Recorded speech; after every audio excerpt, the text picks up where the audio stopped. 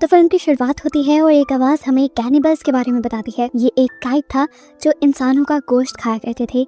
इनका मानना था कि ये लोग जिस इंसान को खाएंगे उसकी जहानत और उसकी ताकत उन लोगों के अंदर आ जाएगी। इसके बाद मूवी स्टार्ट हो जाती है और हमें एक मास्क पहने चार्ली नामी आदमी को दिखाया जाता है जो कि कैनिबल ही है और अब अपने खाने के लिए एक इंसान का शिकार करने के लिए डेजर्ट में निकला है। वो इस टाइम एक औरत के पीछे पड़ा हुआ था। जो औरत उससे बहुत ज्यादा डर रही थी, वो डरते हुए जाकर अपने घर में छुप जाती है, लेकिन चार्ली उसे देख लेता है और अपने एक्स के जरिए उसे मारकर अपने घर ले आता है। जिसके बाद वो इस औरत के मीट से बहुत सारे मीट बॉल्स बनाता है, अपना पेट भी भरता है और फिर इन्हें बेचने के लिए हाईवे रोड के किनारे भी आ जाता है। वो इन्हीं को बेचकर पैसे कमाया करता था। तभी हाईवे से एक गाड़ी गुजरती है और एक कपल उसकी शॉप पे आ जाता है कि दोनों आपस में लड़ रहे थे क्योंकि लड़का मीट बॉल्स खाना चाहता था और लड़की वीगन थी, वो नहीं चाहती थी कि लड़का मीट बॉल खाए। इनको मीट बॉल सर्व करते हुए चार्ली बहुत सारे जोक भी सुनाता है जिसे इस लड़के ने बहुत एंजॉय किया। यहाँ पे हमें पता चलता है कि चार्ली एक बहुत बड़ा कॉमेडियन बनना चाहता है, लेकिन कभी उसे ऐसा मौका ही नहीं मिला। खैर, सामने वाला कपल अब जब जाने ही वाले थे तो अचानक से चार्ली ने पीछे से अपनी एक्स घुमाकर उस आदमी के ऊपर वार किया और उसे वहीं मार दिया। ये देखकर वो लड़की बहुत ज्यादा डर गई। वो अपनी जान बचाने के लिए भागी और लकीली उसे सड़क पर एक गाड़ी भी मिल गई। इस गाड़ी में एलिनोर नाम की एक लड़की थी जिससे वो अपनी जान के लिए भीख मांगती है, लेकिन एलिनोर उसकी मदद करने से मना कर देती है और रिवील होता है कि वो चार्ली की ही दोस्त थी और उसे पता चल गया था कि ये लड़की इस तरह जो भाग रही है जरूर ये चार्ली का ही शिकार है। जिसके बाद चार्ली यहाँ पर आता है और इस लड़की को मारकर अपने घर ले जाता है। फिर इस कपल के मीट से वो दोबारा से मीट बॉल्स तैयार करना शुरू कर देता है। सीन कट होता है और अब हम एक क्रिस्टल नाम की बड़ी मशहूर सिंगर को देखते हैं। उसे आज एक फेस्टिवल में परफॉर्म करना था जिसके लिए वो जा रही थी, तो रास्ते में चार्ली का एरिया आया जहाँ एलिनोर खड़ी थी, अपनी गाड़ी खराब होने का नाटक कर रही थी। असल में वो चार्ली के लिए शिकार करने आई थी। क्रिस्टल ने उसे लिफ्ट दे दी और गाड़ी में बैठते ही एलिनोर ने उस पर हमला करके उसे बेहोश कर दिया। इसके बाद चार्ली यहाँ पर आता है और ये दोनों क्रिस्टल को अपने घर के अंदर ले जाते हैं और वहाँ जाकर चार्ली क्रिस्टल को बांध देता है। क्रिस्टल को जब होश आया तो उसने चार्ली को अपने सामने पाया। चार्ली से पूछा, तुम मुझसे चाहते क्या हो? तो चार्ली ने कहा, कुछ भी तो नहीं, मैं बस चाहता हूँ कि तुम मेरे सामने रहो।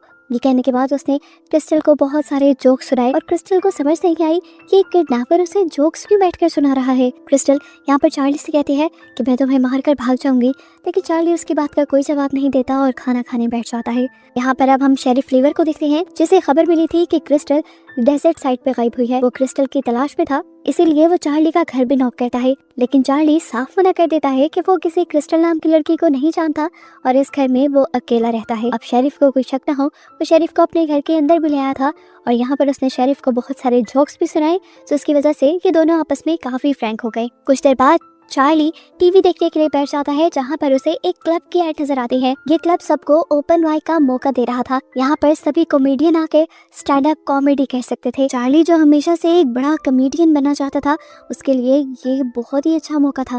वो फैसला कर लेता है कि वो वहाँ जाएगा और इसके बाद वो अपने गाने सुनने लगता है। ये गाना क्रिस्टल का ही था और हमें समझ आ गई कि उसने अभी तक क्रिस्टल को इसलिए नहीं मारा था क्योंकि क्रिस्टल उसकी फेवरेट सिंगर थी। गाने लगाकर वो पुरानी लाशों को काटने लग जाता है और उनके मीट से मीट बॉल बनाना शुरू कर देता है।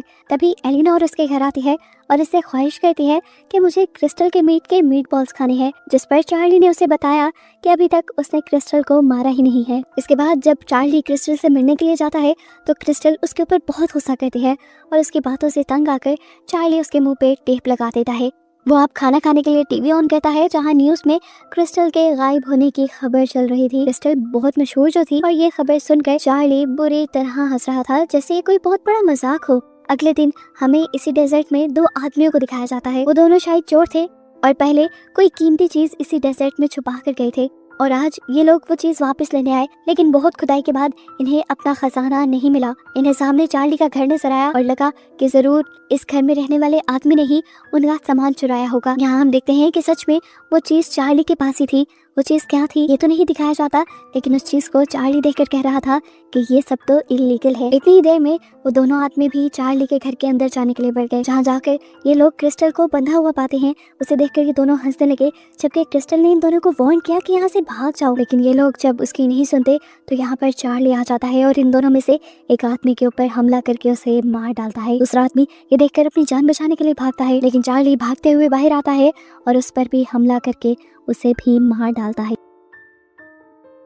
इसके बाद वो इन आदमियों की पॉकेट चेक करता है जहाँ से उसे उस क्लब का पोस्टर मिलता है जो स्टैंड अप कॉमेडी का मौका दे रहे थे और इसमें उस जगह का एड्रेस भी लिखा हुआ था। इसके बाद चार्ली अपने वॉशरूम में जाकर शीशे के आगे खड़ा हो जाता है और अपने आप को तसल्ली देने लगता है कि हाँ, मेरे जोक्स बहुत अच्छे हैं, लोग सुनेंगे तो बहुत एंजॉय करेंगे। जिसके बाद आखिर में वो अपने आप से कहता है, मैं क्यों खुद को झूठी तसल्लियां दे रहा हूँ, मैं जानता हूँ ये सब बातें बकवास हैं और मैं ये सब नहीं कर सकता, मैं अभी इस सब के लिए तैयार ही नहीं हूँ। इसके बाद कुछ सोचते हुए चार्ली जाता है क्रिस्टल के पास और उससे पूछता है, क्या तुम मेरी कोई मदद कर सकती हो? क्रिस्टल भी हैरान हुई। उसने पूछा, कैसी मदद? चार्ली ने बोला, तुम एक आर्टिस्ट हो, इतनी सारी ऑडियंस को फेस करती हो, बताओ ऑडियंस को कैसे फेस करना है। जिस पर क्रिस्टल ने कहा, ये कुछ इतनी सोचने वाली बात ही नहीं, तुम्हें ऑडियंस के बारे में नहीं सोचना चाहिए, तुम्हें बस जाकर वहाँ पे परफॉर्म करना चाहिए। इंसान को जिंदगी में एक मर्तबा रिस्क लेना ही चाहिए। क्रिस्टल की बातों से उसे बहुत ज्यादा मोटिवेशन मिलती है और आखिर वो भी तैयार होकर फन क्लब के लिए निकल जाता है। शेरिफ और एलेनोर उसे उसके पहले शो के लिए गुड लक कहते हैं और वो फन क्लब पहुंच जाता है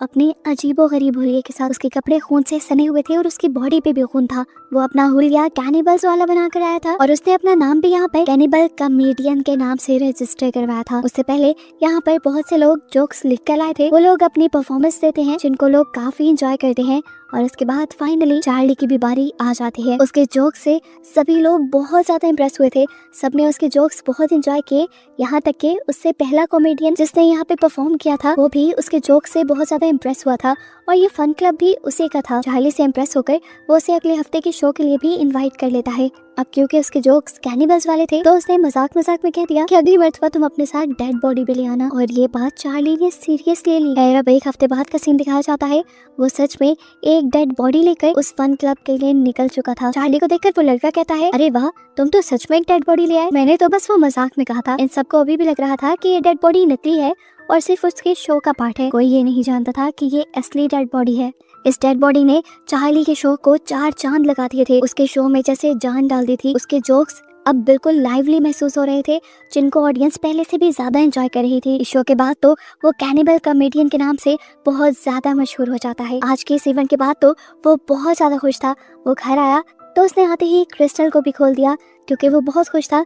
वो ये खुशी किसी के साथ सेलिब्रेट करना चाहता था, इसलिए उसने क्रिस्टल को अपने साथ खाने के लिए इनवाइट कर लिया। क्रिस्टल जानती थी कि इस टाइम वो इंसानों का गोश्त खा रही है पार्टी के नाम पर, लेकिन उसके पास कोई दूसरी चॉइस भी नहीं थी। भूख मारने के लिए उसे ये खाना पड़ता है। खाना खाने के बाद उसने दोबारा क्रिस्टल को बांध दिया और अपने नए शो की तैयारी करने लगा। अगले हफ्ते भी वो बहुत ज्यादा एक्साइटेड होकर शो में आया, लेकिन आज की ऑडियंस बहुत ज्यादा बकवास थी। वो हर कॉमेडियन की बेइज्जती कर रहे थे और उनके जोक पे कह रहे थे नॉट फनी। उन्हें देखकर बहुत ज्यादा चार्ली को गुस्सा आया और उसका गुस्सा तब बढ़ गया जब उसके साथ बैठी कॉमेडियन रोने लगी ये कहते हुए कि इन्होंने मुझे सही से परफॉर्म भी नहीं करने दिया। अब जब चार्ली की बारी आती है वो आदमी अपनी हरकतें जारी रखता है, उसके जोक्स को नॉट फनी कहता है और फिर उसके कैनिबल नाम को चिढ़ाने लगता है। उसे कहता है, कैनिबल मुझे खा जाओ। ये बात सुन के तो चार्ली के गुस्से की इंतहा नहीं रहती। फिर क्या था, थोड़ी देर बाद सच में कैनिबल ने यानी चार्ली ने उसे मार डाला और अब वो उसे भी खा जाएगा। उसको खाने के बाद दोबारा चार्ली अपने नए शो की तैयारी करने लग जाता है। वो बहुत अच्छी स्क्रिप्ट लिखता है जो अगले हफ्ते पहले की तरह हिट हो जाती है। शो के बाद चार्ली बैठा हुआ था, तभी यहाँ का ओनर उसके पास आ गया और उसने चार्ली का स्किन वाला मास्क देख लिया, जिसे देखकर वो डर गया। उसने चार्ली से पूछा ये क्या है, तो चार्ली ने उसे झूठ बोल दिया कि ये नकली है और इसे मैंने खुद बनाया है। अब सब लोगों का चार्ली में इंटरेस्ट बनने लगा था। वो भी चार्ली से चार्ली के बारे में पूछने लगा, जैसा कि वो कहाँ से है, कहाँ रहता है। तो चार्ली ने बता दिया कि वो डेजर्ट रोड पे रहता है। ये सुनकर उसने कहा, अच्छा बुरा मत बनाना, वैसे मैंने सुना है कि वहाँ पर कैनिबल्स रहते हैं। खैर इस बात को नॉर्मलाइज करने के लिए वो चार्ली से पूछता है, तुम ये कैनिबल्स वाले जोक लाते कहाँ से हो? जिस पर चार्ली ने कहा, मुझे बनाने की जरूरत नहीं पड़ती क्योंकि मैं खुद कैनिबल्स वाली लाइफ जीता हूँ। ये सुनकर वो हंसने लग जाता है और चार्ली से कहता है, यार तुम भी कमाल के हो। वो अभी चार्ली की कैनिबल वाली बातों को सीरियस नहीं ले रहा था, उसे लग रहा था कि चार्ली अभी भी मजाक ही कर रहा है। खैर अब जितना लोग चार्ली को पसंद करने लगे थे वो उससे थोड़ा जेलस भी होने लगा था क्योंकि वो खुद एक कॉमेडियन था और उसने अपना ये फन क्लब बनाया था, लेकिन यहाँ पर अब उससे ज्यादा लोग चार्ली को पसंद करने लगे थे। अगले दिन हमें चार्ली को घर पे दिखाया जाता है जहाँ पे उसके पास एलेनोर आती है और उससे पूछती है, तुम आजकल मीटबॉल सेल क्यों नहीं कर रहे? जिस पर चार्ली बताता है कि मैंने ये काम छोड़ दिया है, मैं वो काम मजबूरी में करता था, लेकिन अब मैं क्योंकि एक कॉमेडियन बन गया हूँ तो मुझे इस काम की ज़रूरत ही नहीं। खैर अगले हफ्ते जब चार्ली फन क्लब में जाता है तो उसे पता चलता है कि सारे शो पहले से ही बुक हो चुके हैं और उसके लिए कोई सीट नहीं थी। ये देखकर वो बहुत ज़्यादा परेशान हो गया। ये उसके साथ एक मरतबा नहीं होता बल्कि कई मरतबा होता है कि जब भी वो परफॉर्म करने आता है तो सीट्स पहले ही बुक हो चुकी होती हैं। इस चीज़ से वो इतना परेशान था। शेरिफ जब उसके घर आया मीट बॉल्स खाने के लिए तो उसने भी अपनी यही परेशानी बताई। तो शेरिफ ने कहा कोई बात नहीं, तुम्हें शो मिल जाएंगे, तुम्हें शो तुम्हारे जोक्स की वजह से मिलते हैं जो बहुत अच्छे हैं, मुझे तो हर मर्तबा हंसी आती है। खैर वो अगले दिन फन क्लब आता है और ऑनर से फाइनली ये पूछ ही रहता है कि तुम मुझे शो दे क्यों नहीं रहे, और ऑनर भी उसे सच बता देता है कि तुम्हारे कैनिबल वाले जोक बहुत ज़्यादा पुराने हो गए हैं, लोग अब उन्हें पसंद नहीं करते, इसलिए तुम्हारी सीट हमेशा किसी और को मिल जाती है। ये बातें सुनकर उसको बहुत ज़्यादा गुस्सा आ गया था।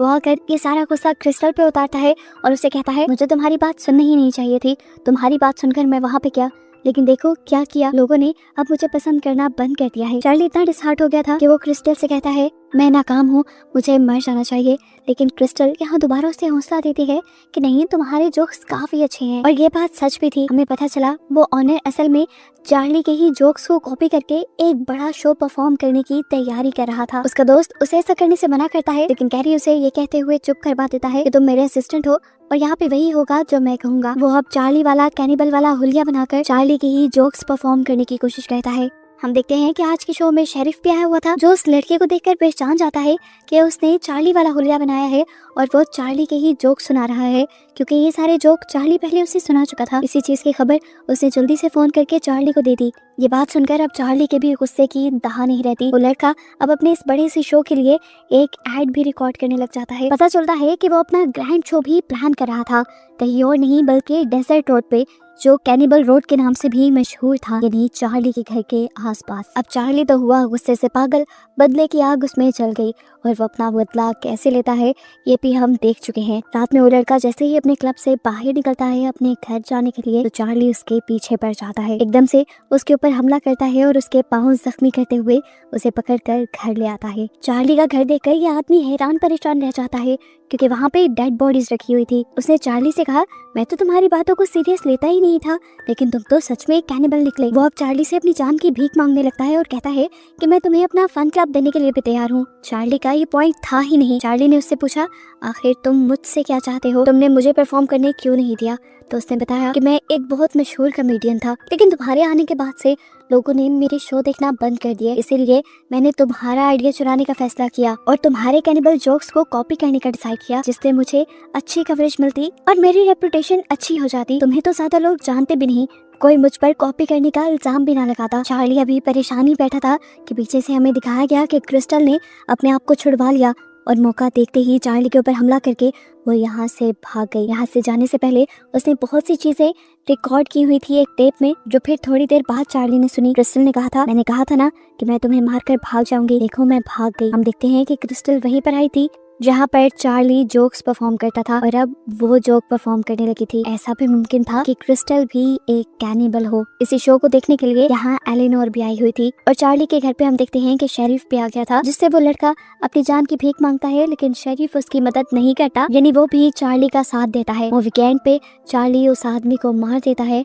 और कहानी यहीं पर खत्म हो जाती है, इस बात को बताते हुए कि इस मूवी का नेक्स्ट सीक्वल भी जल्दी आएगा।